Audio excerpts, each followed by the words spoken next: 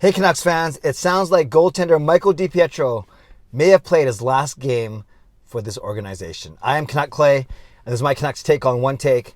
It's Clay's Canucks commentary for Thursday, July the 28th. If you're new, here's what you should do. Hit the subscribe button now for daily Canucks insight that's positive, timely, and trustworthy. Thanks to everyone who joined me for my live stream last night. Happy to be home from Edmonton. It was a wonderful trip, but happy to get back to work, to family, to ministry, and to regular vlogging about regular topics from my regular place, i.e. my car. So I'm back, and let's talk today about goaltender Michael DiPietro. Bottom line is, I don't think he's going to play another game for this organization, whether it's the Vancouver Canucks or, more appropriately, the Abbotsford Canucks. And this comes on the heels of two things, actually. First, an interview that his agent did with Ben Kuzma of the Province, basically saying that the Canucks have dropped the ball when it comes to DiPietro's development. And that is, those are pretty strong words. And I know it's what everyone's been thinking and what everyone's been talking about already. But to hear the agent actually say and use those words, that's pretty strong. And then to add fuel to the fire, or more appropriately, confirmation. Jim Rutherford, in talking to Rick Dollywall just tweeted that he had a 5-minute conversation with Rutherford this morning, a quick check-in, and he basically said that Rutherford said that yes, that the player has requested a trade, that he's let other teams know that of his availability, and that they have a veteran and two goalies that are and two young guys that are gonna battle it out.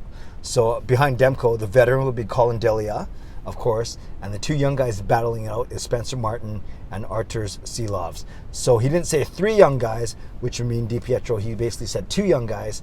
So the writing is on the wall. I think it's very clear to see from both what the agent has said and what Jim Rutherford has said, and basically giving the agent permission to seek a trade elsewhere. Also advising teams that Michael DiPietro is indeed available. You're not going to get that much for him. He's only played in 3 NHL games. He's made 2 starts, both of them losses. I'll get to that in a second. So you're not getting a guy with a lot of NHL pedigree. You are getting a guy with potential. He's only 23 years old, and goaltenders, like defensemen, take a little bit longer than forwards to develop. So there's still a path to the NHL for DiPietro. I just don't think it's going to be here with Vancouver, which is kind of interesting. After he got drafted, and as we started to look at Markstrom and expansion draft, I know a lot of people, including myself, were talking about, the Canucks are going to be set with Demko and DiPietro.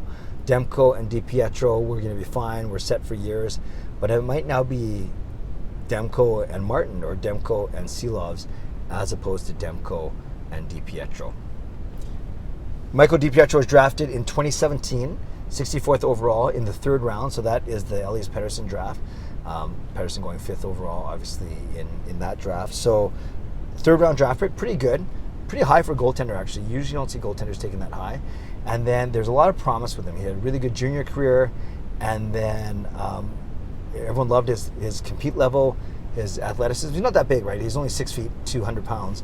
So, 6 feet, not a lot of height, but we saw how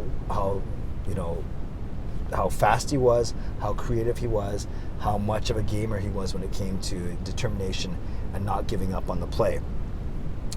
He had a rough start to the NHL. You guys might remember back in February 2019, February 12th actually, and I remember this game so vividly because I went to it. It was in the snow. There was a lot of bad weather, but we all made our way down to Rogers Arena in the snow.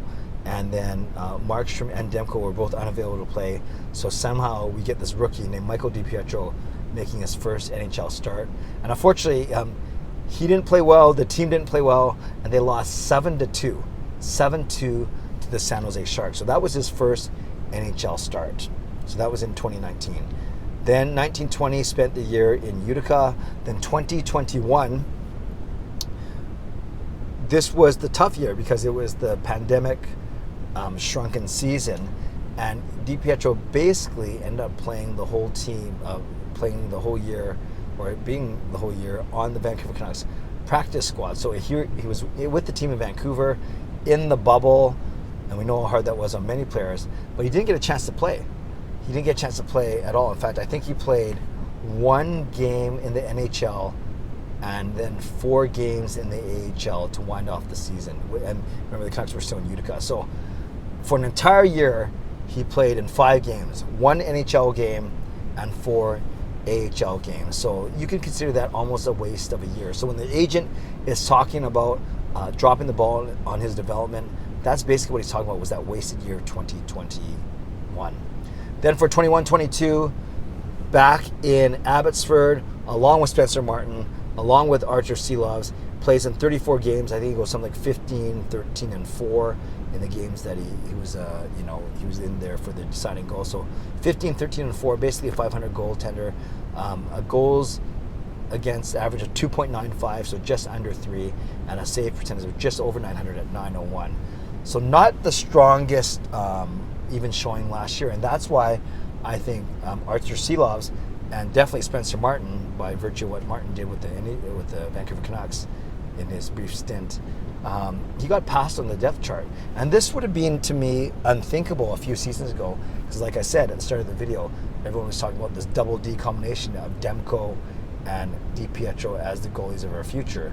But now it looks like the DiPietro's future with the Vancouver Canucks is indeed up in the air.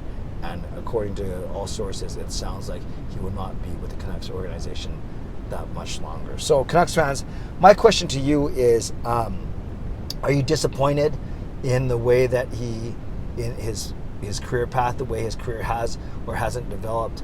Do you blame the Canucks a lot on this? Do you think he could have found ways still to get better?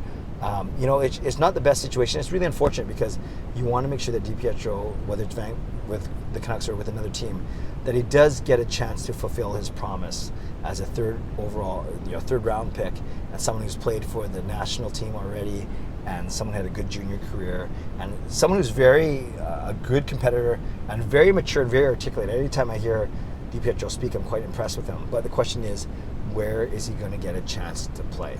So, yeah, that's my question to you, Canucks fans, is, would you be disappointed if he indeed gets traded? It probably won't get a lot for him, but will you be disappointed when and if, or if and when, but likely when, Michael DiPietro gets traded? And do you think he'll ever make it to the NHL? And what's his ceiling? I think he can make it to the NHL, but he'll be a backup just like Martin is. But he might need a couple more years of seasoning and some good seasons in the AHL or a league similar to that. So, Canucks fans, let me know your thoughts on this Michael DiPietro situation. And do you agree that the Canucks have indeed dropped the ball with his development? Shout out to my sponsors, Perform Transform, personal training and weight loss, and Advanced City Experts Real Estate Group, Jason Lim and his team. Thank you, legendary Lucas Gates, legendary Justin Credible, legendary Andrew Chang, and to Hall of Fame and franchise members. Don't forget, Hall of Fame and Legend, we have our group Zoom chat this Sunday at 8:30 p.m. ahead of my live stream for everyone at 10 p.m. where I'll be giving away a couple of prizes, cool prizes that I showed off on my stream last night, and of course making my big announcement for my plans for this channel in the fall. So make sure you join me Sunday night at 10 p.m. But in the meantime, let me know what you think about this Michael DiPietro situation in the comments below. Subscribe if you'd like to. Like this video if you'd like to. Leave a tip, a super thanks if you'd like to. Become a member or upgrade if you'd like to. And definitely leave a comment down below with your thoughts on the Michael DiPietro situation. If you made it this far into the video, 8.5 minutes in, type in Mikey Likes It. Mikey Likes It. You might say, well, Clay, what the heck is that? This is an old commercial from when I was growing up.